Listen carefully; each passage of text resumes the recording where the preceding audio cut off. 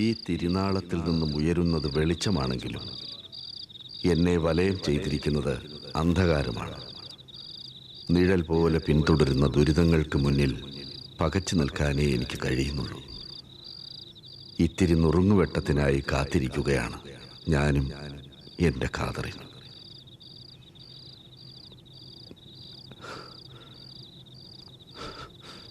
ഖാദറിൻ, എൻ്റെ ഖാദറിൻ, ഖാദറിൻ.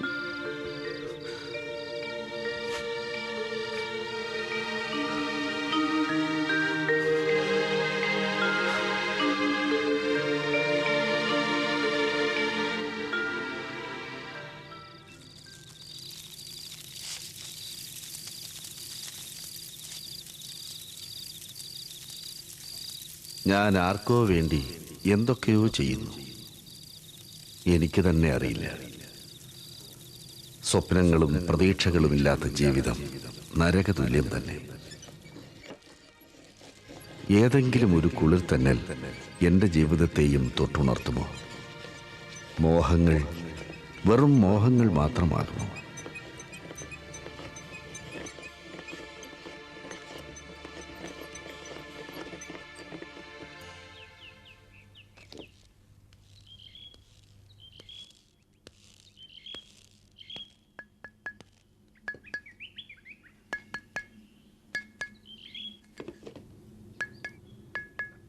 Martin, Martin. ആരാ അത്? കുറച്ചു ദൂരെ നിന്നാ. അകത്തേക്ക് വരൂ. ഇരിക്കൂ. എന്താ പേര്? എൻ്റെ പേര് ഔസേപ്പ്. ഞാനൊരു മൺകല വ്യാപാരിയാ. നിങ്ങൾ ഉണ്ടാക്കുന്ന കലങ്ങളെക്കുറിച്ച് ഒരുപാട് കേട്ടറിഞ്ഞു വന്നതാ. എനിക്ക് കുറച്ച് കലങ്ങൾ കിട്ടിയിരുന്നെങ്കിൽ കൊള്ളായിരുന്നു. ഞാൻ പാത്രങ്ങളെല്ലാം ആളുകളുടെ ആവശ്യമനുസരിച്ചാണല്ലോ ഉണ്ടാക്കാറ്. വേറെ കൊടുക്കാനുണ്ടാവില്ല. അങ്ങനെ പറയരുത്. ഒരുപാട് കഷ്ടപ്പെട്ട് വന്നിട്ട് ഇല്ലാന്ന് പറയരുത്.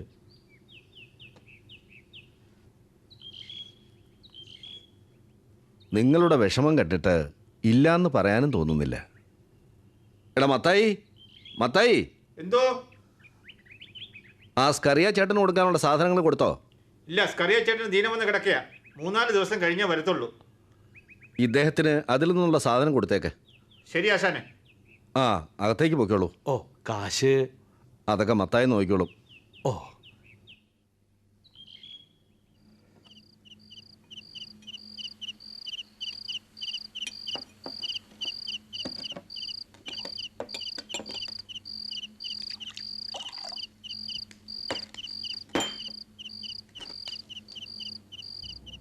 നല്ല സ്വയംഭ സാധനം. നല്ല എരിവ. ഇന്നത്തെ കോളത്തും തോന്നുന്നതാ. എടാ ആന്തൂസേ, മാർട്ടിൻ ചേട്ടൻ എന്നും കോളാടാ. നിന്നെ പോലെ പണമില്ലാതെ ഓസനൊന്നും കുടിക്കാൻ മാർട്ടിൻ ചേട്ടനെ കിട്ടത്തില്ല. എന്തൊക്കെയായാലും മാർട്ടിൻ ചേട്ടനുള്ള ഒരു രസമാ. പാട്ടും കൂത്തും. മണ്ണ് നമ്പിലേലേ വിത്തിറുക്കുത്, വിത്ത് നമ്പിലേലേ നാമ്പിറുക്കുത്.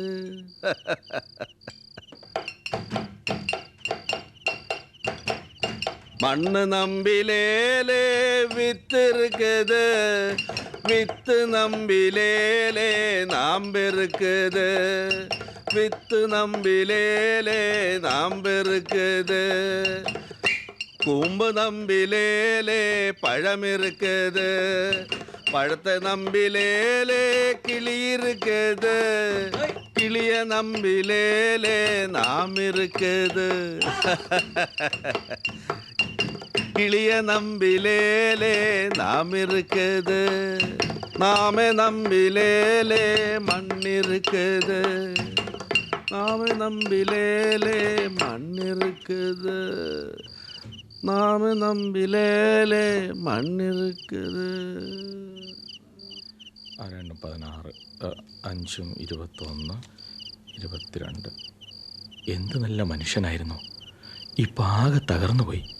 കർത്താവിൻ്റെ ഓരോ കളികളെ. ഏലേ മണ്ണിറുക്കത്. നിന്നെ പ്രാർത്ഥിച്ച് പ്രാർത്ഥിച്ച് മാർട്ടിൻ ഈ ഗതിയിലായി. ഒന്ന് നിൽക്കൂ. എന്താ? മൺപാത്രങ്ങൾ ഉണ്ടാക്കുന്ന മാർട്ടിന്റെ വീട് വലത്തോട് തിരിഞ്ഞ രണ്ടാമത്തെ വീടാ. ആളിപ്പോ അവിടെ ഉണ്ടാവുമാവോ? ആ മദ്യശാലയിൽ എങ്ങനെ തിരക്കുന്നാവും നല്ലത്.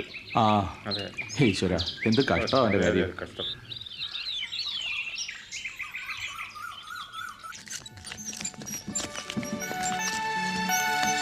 പപ്പ ഇത് മതിയോ പപ്പ? പോരാ മോളെ, കുറെ കൂടെ വേഗത്തിൽ കറക്ക. ഇനി ഞാൻ ഉണ്ടാക്കാം പപ്പ. വേണ്ട മോളെ, നീ ക്ഷീണിച്ചു പോവും. ഇനി ഞാൻ ഉണ്ടാക്കാം. വേണ്ടെന്ന് പറഞ്ഞില്ലേ? ശ്ശേ,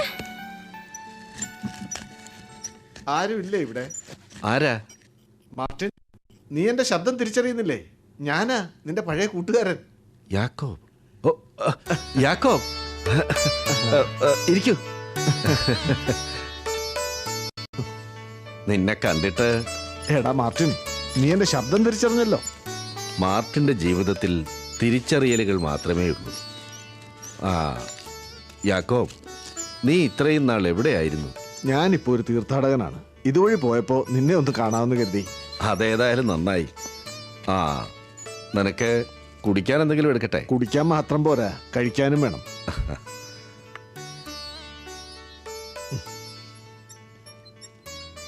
ശരിക്കും എന്ത് നല്ല പണിയാണ്. ആളും മിടുക്കനാ, ദൈവാനുഗ്രഹമുള്ള മനുഷ്യന്. ഇതാ കുടിക്കാൻ. ആ, പിന്നെന്തൊക്കെയുണ്ട് വിശേഷങ്ങൾ? പറയാൻ ഒത്തിരിയുണ്ട്. നിന്റെ വീട്ടുകാരൊക്കെ എവിടെ? എവിടെ നിന്റെ ആ കുസൃതി കൊടുക്ക? എന്തു പറ്റി മാർട്ടിൻ? എന്താണെങ്കിലും എന്നോട് പറയൂ. ഹാ, എന്താടാ ഇങ്ങനെയൊക്കെ? എന്താ കാര്യം? എന്താ മാർട്ടിൻ ഇത്? നീ കാര്യം പറയൂ. വരൂ, പറയാം.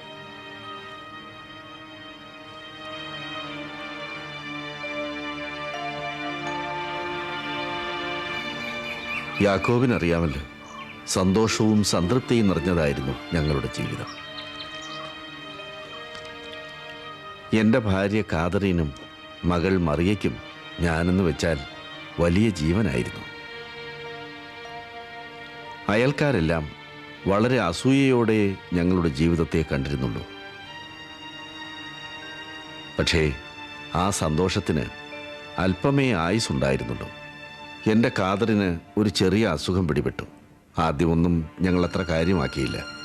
കാര്യങ്ങൾ മനസ്സിലാക്കിയപ്പോഴേക്കും എൻ്റെ കാതറിൻ എണീക്കാൻ പറ്റാത്ത അവസ്ഥയിലുമായി. ജീവിതം തന്നെ വേണ്ട എന്ന് തോന്നിയ നിമിഷമായിരുന്നു അത്. കണ്ടോ പപ്പ? ആ, കൊള്ളാം കൊള്ളാം. പക്ഷേ എൻ്റെ മറിയയുടെ നിഷ്കളങ്കമായ മുഖം കണ്ടപ്പോൾ ജീവിക്കാനുള്ള മോഹം വീണ്ടും ഉടലെടുത്തു. എന്നാൽ ആ ജീവിതത്തിനും അധികം ആയുസ്സുണ്ടായില്ല. ഒരു സന്ധ്യയ്ക്ക് ദൈവം എൻ്റെ മോളെയും കൊണ്ടുപോയി. വയ്യ യാക്കോ, ദൈവം എന്തിനാണ് എന്നോട് ഇത്ര ക്രൂരമായി പെരുമാറുന്നത്? എല്ലാം ശരിയാകും. നീ പ്രാർത്ഥിക്കൂ മാർട്ടിൻ. ഞാൻ പ്രാർത്ഥിക്കാറുമില്ല, ബൈബിൾ വായിക്കാറുമില്ല. എനിക്ക് പോകാൻ സമയമായി. അതിനു മുമ്പ് നിന്നോട് എനിക്കൊരു കാര്യം പറയാനുണ്ട്. നീ നേരത്തെ പറഞ്ഞില്ലേ ദൈവം ക്രൂരനാണെന്നും സ്നേഹമില്ലാത്തവനാണെന്നും? ദൈവത്തിൻ്റെ വഴികൾ നമുക്ക് അജ്ഞാതമാണ്. അദ്ദേഹത്തിൻ്റെ ഇച്ഛാനുസരണമേ പ്രകൃതിയിൽ എന്തും നടക്കും. നിങ്ങളുടെ മകൾ നഷ്ടപ്പെട്ടതും ജീവിതം ഈ അവസ്ഥയിലായതുമെല്ലാം ദൈവത്തിൻ്റെ ഇച്ഛാനുസരണമാണ്. അത് മാറ്റാൻ മറ്റാർക്കും സാധ്യമല്ല.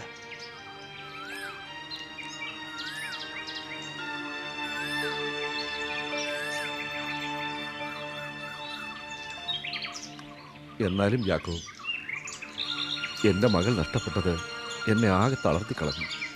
ഞാൻ ആർക്കു വേണ്ടിയാണ് ജീവിക്കുന്നത്? നോക്കൂ മാർട്ടിൻ, മനുഷ്യർ സ്വന്തം സുഖങ്ങൾ മാത്രമാണ് അന്വേഷിക്കുന്നത്. അത് നഷ്ടപ്പെടുമ്പോൾ ദൈവത്തെ കുറ്റപ്പെടുത്തുന്നു. മാർട്ടിൻ, കുറച്ചു കാലത്തേക്കെങ്കിലും നിനക്ക് ദൈവം ആരും കൊതിക്കുന്ന ഒരു ജീവിതം തന്നില്ലേ? അതിന് ദൈവത്തോട് നന്ദി പറയുകയാണ് വേണ്ടത്. സ്നേഹിത, നീ ദൈവത്തിന് വേണ്ടി ജീവിക്കണം. അങ്ങനെ ജീവിച്ചു നോക്കൂ. നിന്റെ ദുഃഖങ്ങളെല്ലാം മറക്കാൻ സാധിക്കും. ദൈവത്തിന് വേണ്ടി ജീവിക്കാനോ? എന്നെക്കൊണ്ട് അതിന് സാധിക്കുമോ? തീർച്ചയായും ദൈവത്തിന് വേണ്ടി ജീവിക്കാൻ നിന്നെക്കൊണ്ട് സാധിക്കും. നീ ബൈബിൾ ദിവസവും വായിച്ചു നോക്കൂ. നിന്റെ ദുഃഖങ്ങളെല്ലാം മറക്കാനും സന്തോഷമായി ജീവിക്കാനും സാധിക്കും. മാർട്ടിൻ, ഇനി ഞാൻ എൻ്റെ യാത്ര തുടരട്ടെ.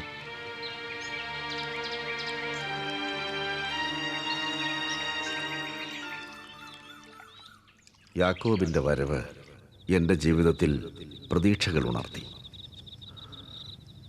നിരാശയിൽ മുങ്ങിയ എൻ്റെ മനസ്സിന് ഒരു കച്ചിൽ തുരുമ്പായിരുന്നു യാക്കോബിൻ്റെ വചനങ്ങൾ.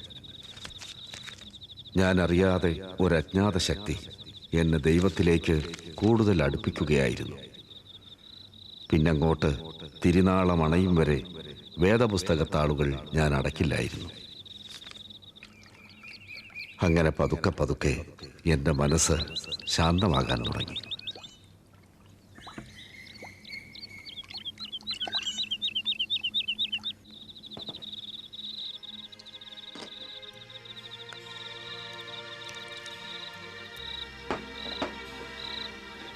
മരുന്നുകൾ മാറി മാറി കൊടുക്കുന്നുണ്ടെങ്കിലും ഖാദറിൻ്റെ രോഗാവസ്ഥയ്ക്ക് ഒരു മാറ്റവും കണ്ടില്ല. എങ്കിലും ഞാൻ പ്രതീക്ഷ കൈവിട്ടില്ല.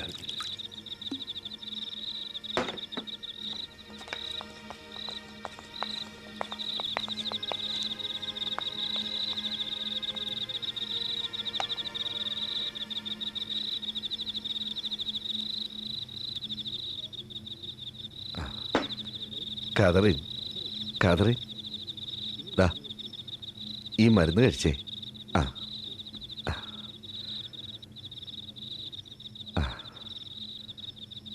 എൻ്റെ പൊന്നെ, നീ കേട്ടോ ഞാൻ ബൈബിൾ വായിച്ചത്? ആ ഖാദറിൻ, ഖാദറിൻ,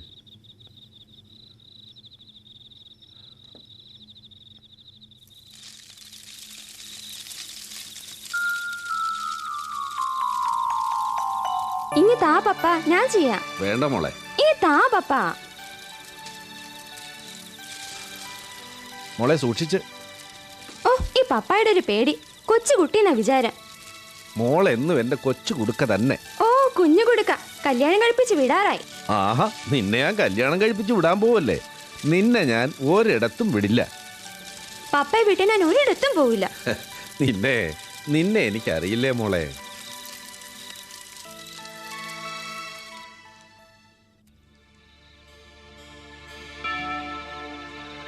ഖാദറിൻ്റെ ദീനം മാറ്റിത്തരണമേ എന്ന് അന്നും ഞാൻ മനമുരുകി പ്രാർത്ഥിച്ചു. പരീശന്റെ കഥയാണ് ബൈബിൾ തുറന്നപ്പോൾ വായിക്കാനിടയായത്. എൻ്റെ മനസ്സ് വല്ലാതെ വേദനിച്ചു. ഞാനും ആ പരീശനെ പോലെ ആകുമോ? ഇല്ല, ഒരിക്കലുമില്ല.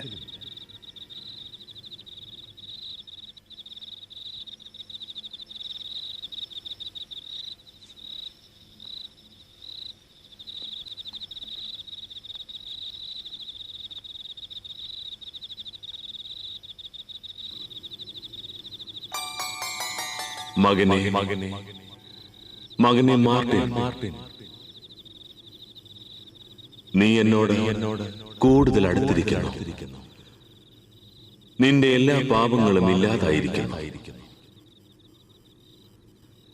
നിന്റെ ആതിഥ്യം സ്വീകരിക്കാൻ ഞാൻ നാളെ നിന്റെ അടുക്കൽ വരുന്നതാണ്.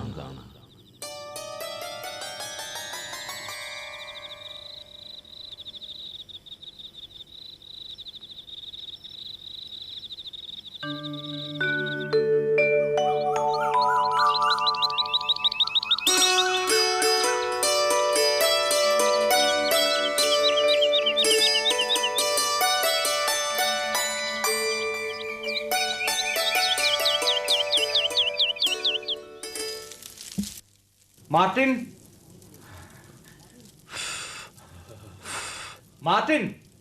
ആരാ? ഇങ്ങോട്ട് കടന്നു വരൂ.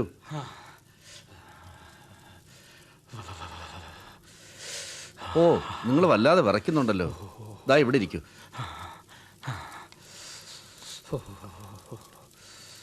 ദാ, ഈ ചായ കുടിച്ചാൽ ഒരു ശമനം കിട്ടും.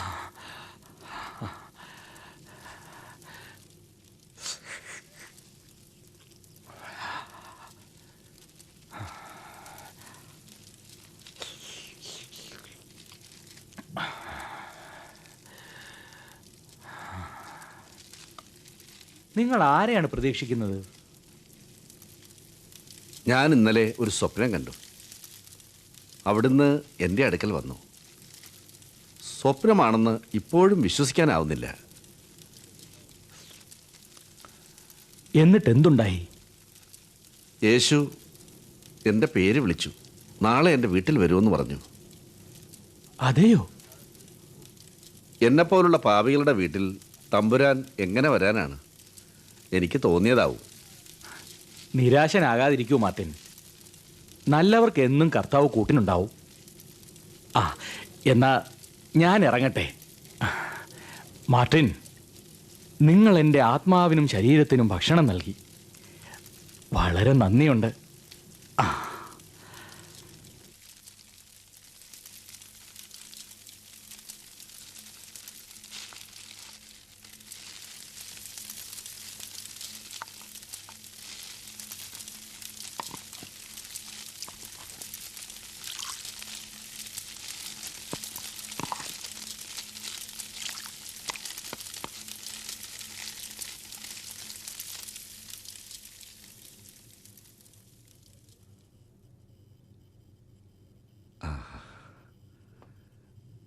കാതറിൻ, ഇതാ കഞ്ഞി കുടിക്ക.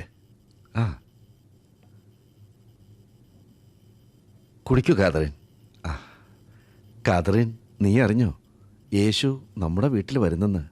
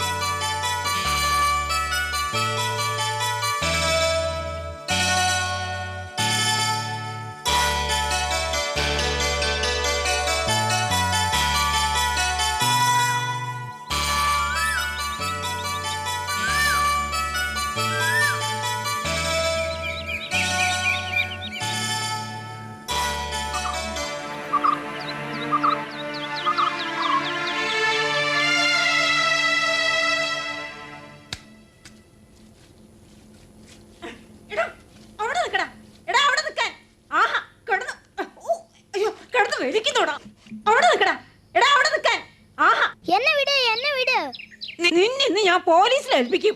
നീ എന്റെ കുട്ടിയെ ഓറഞ്ച് മോഷ്ടിച്ചു അല്ലേ? നിന്നെ ഞാൻ പോലീസിൽ ഏൽപ്പിച്ചിട്ടേ ഉള്ളൂ കാര്യം. നീ പോലീസിൽ ഏൽപ്പിക്കരുത്. ഞാൻ വിഷന്നിട്ടല്ലേ ഓറഞ്ച് എടുത്തത്. അവനെ വിടുവല്യമ്മ, എന്തിനാ കുട്ടിയുമായിട്ട് വഴക്കിടുന്നേ? അവൻ എന്റെ കുട്ടിയെ ഓറഞ്ച് മോഷ്ടിച്ചു. അവനെ വിടുവല്യമ്മ, അവന് വിശന്നിട്ടല്ലേ? വിശന്നിട്ട് അതിന് മോഷ്ടിച്ചത് തെറ്റല്ലേ? വല്യമ്മയോട് മാപ്പ് പറയും മോനെ. ഇനി ഒരിക്കലും മോഷ്ടിക്കില്ലെന്ന് പറയും. നീ ഒരിക്കലും മോഷ്ടിക്കില്ല വല്യമ്മേ. ദാ മോൻ ഈ ഓറഞ്ച് എടുത്തോ. ഓറഞ്ചിന്റെ പൈസ ഇതാ വല്യമ്മേ. വേണ്ട വേണ്ട, നിങ്ങളെ പോലുള്ള ആൾക്കാരാണ് ഇതുപോലുള്ള കള്ളന്മാരെ സൃഷ്ടിക്കുന്നത്. നമ്മളെപ്പോലുള്ള വലിയവര് കുട്ടികളുടെ തെറ്റ് പൊറുക്കണ്ടേ വല്യമ്മേ? ഇനി ഇങ്ങനെയൊന്നും ചെയ്യരുത് കേട്ടാ. ഇല്ല, ആ ആ ഞാൻ സഹായിക്കാൻ വല്യമ്മേ. അങ്ങനെ വാ മോനെ.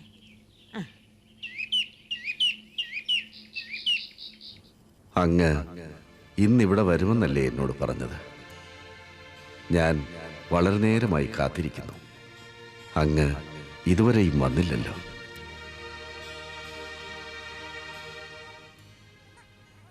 ആരാ അത്? അകത്തേക്ക് വരൂ. പുറത്ത് നല്ല തണുപ്പുണ്ട്.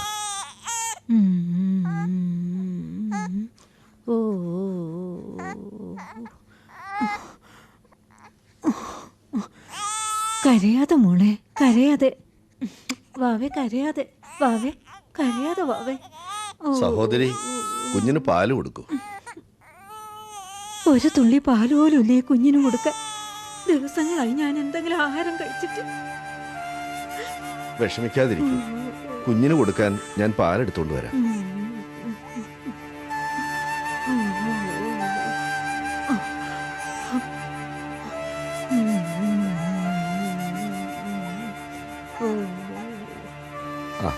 ദാ പാല്.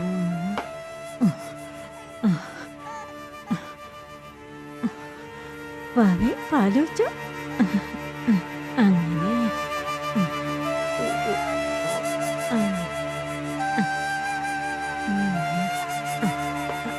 അങ്ങനെ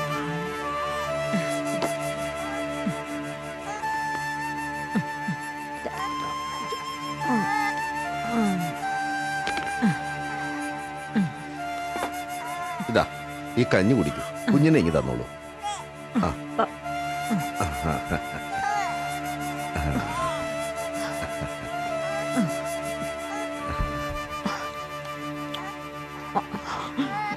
സഹോദരി, നിങ്ങൾ ആരാണ്?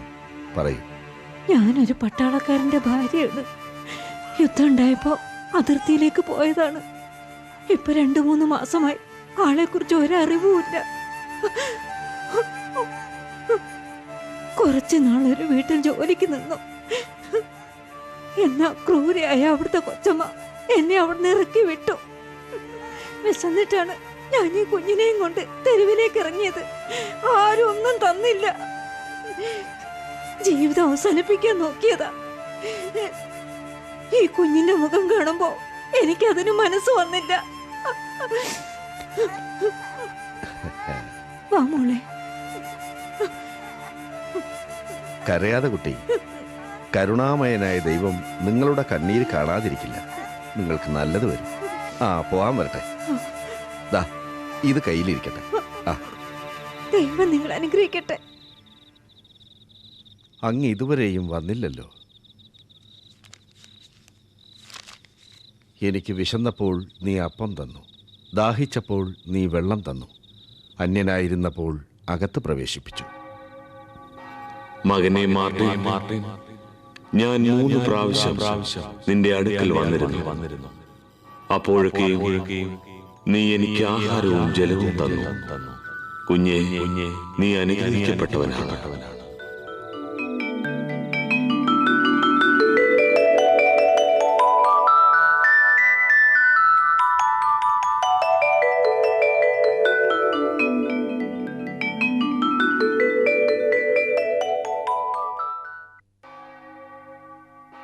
പ്രഭോ, എല്ലാം അവിടുത്തെ മഹത്വം.